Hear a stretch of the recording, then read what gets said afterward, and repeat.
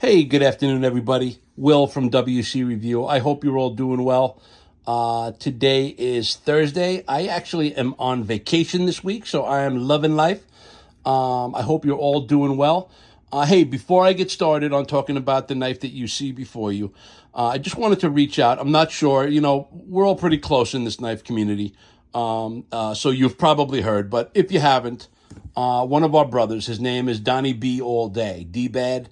If you look at Choir Boys, if you listen to Satu Dave, if you listen to Scotch and Things, they all know Donnie B. I personally don't know Donnie very well, but I talk with Scab, Steve from Scotch and Things. Satu Dave is, probably one of my best buds on YouTube.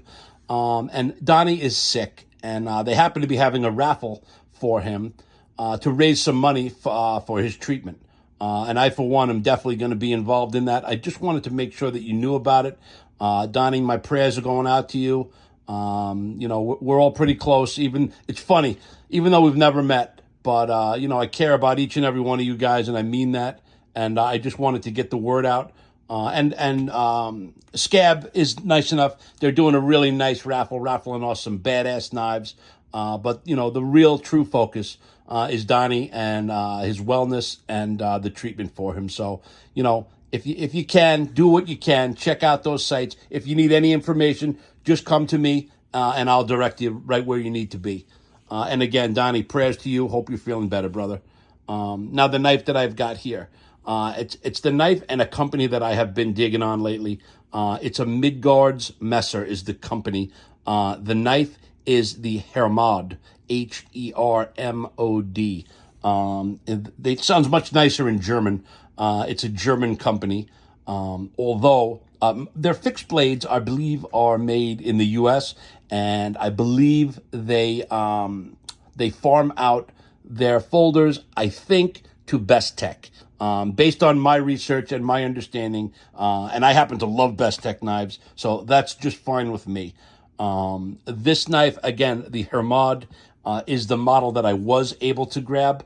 I think it was Everyday Blades, who turned me on to where I could find. I mean, they're selling out like hotcakes. And the knife that I was initially looking at was called the Carbine Rifle Knife, which is a knife very similar to this, but it had like a bolt action on a rifle that was driven. This part of the blade is all hollowed out, and there's a bolt that went from here to here, and you rack the bolt and move it into the knife when it's deployed, and it acts, it makes the knife almost like a fixed blade, if you will. Kind of gimmicky, but the knife itself, wait until you see, check this out. Look at the spine on this knife. Look at that, man. That is fatness. That is everything I myself love about knives. I personally love fat, overbuilt knives, and this is the epitome of that. Then add this badass frag milling on it. Look at the lanyard hole / skull crusher / attitude adjuster, and then check this out. I just thought this was really cool. Look at the pocket clip. Look at the way it's milled right into the frag pattern, and if you look at it obliquely, you can see that they even went along to match it with the I guess you'd call it jimping along the backspace, along the the backspacer, along the backspacer. But look, it even matches up with that. So attention to detail, and kudos to them on that one. The handle scales are full titanium, so in my opinion, it's not that heavy. Excuse me. It's about 8.5 ounces, which to me is not bad. The knife overall is just under 9 inches, about 8 3/4 inches. They go in centimeters in Germany, so it's 22 centimeters, 6 millimeter thick stock, which is about 230 thousandths. Again, I don't have my calipers out, but let me deploy it. Then you get to see the blade. Look at that puppy. Very reminiscent of K-Bar, in my opinion. And I've been bugging John Stitt, who happens to be the CEO of K-Bar.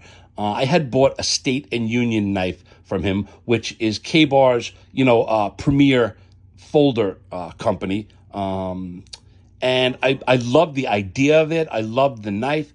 and it was $450. And when I got it, to say I was disappointed is an understatement. And I actually had written to John, telling him how enthusiastic I was about the brand and the knife, and just that, at that price point, I really felt that they should have fattened the knife up and used different materials. And this is about as close as you can get to what I was suggesting that John do with the K-bar. I think it was the OSF, the old school folder. But again, I don't mean to get off track. I'm going on a tangent. This knife, again, I think I said that it's all tie handle scales, but I don't think I said the blade steel is CPM D2.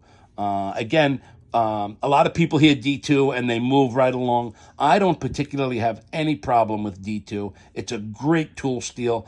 I don't have any problems with corrosion, with edge retention, and with toughness. And those are the three big categories with blade steel. I don't really use the knife every day to where there's a point where I would need to resharpen it or worry about edge retention. But it's a really good looking knife. It fits. I mean, ergos. I always say what's good about knives, and I've really got to kind of get into talking to you guys about what I don't like about knives. And on this particular knife, I will say the clip, as cool as it is kind of digs into your hand. It is a little bit, if you're using this all the time, it is not going to be comfortable. And what I thought about, excuse me while I switch hands, if I were a lefty and I was reaching around, this would actually be something to help me to get a good grip, a good purchase on the knife. So if they were able to make it, so I know Cold Steel does it, give me two clips. Give me the opportunity to put this clip as it is on this side, switching hands again, because then I could, my fingers, these fingers would really have something to grab onto, and it might be a way around that because it's a definite hot spot. Just grabbing the knife as it is, I feel this poking in my palm, and it's other than comfortable. Let me put it that way. It's not like, oh my God, I can't use this knife. I feel it. I don't like it. It's something that I would change. The only other thing I would say to change about this knife would be to offer it in different blade steels. I think more people would be interested in it. Other than that, I mean, look at the big belly on the knife. It's very, very sharp. I like just about everything about it. And when it came, I know apparently in Germany, I know the proponent knife. I'm trying to think of the manufacturer. I'm losing my name. I'm losing my marbles here. I can't think of it, but it comes also with a screw-in bolt that makes the knife a virtual fixed blade too. So it's kind of like what I was saying about the carbine rifle, but it goes right in there. I took it out. I'll never use it, but that also came with the knife. But again, just quickly here, let's do some size comparisons. I don't really get to whip this knife out very much.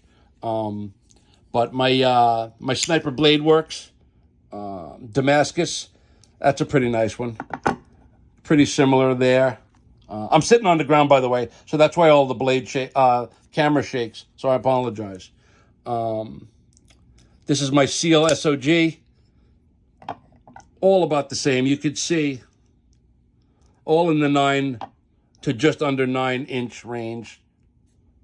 And my Hoback Husky, my all-time favorite style knife.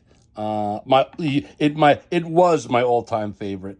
I would have to say my Hoback Husky and my Medford Enbelays are my all-time favorite.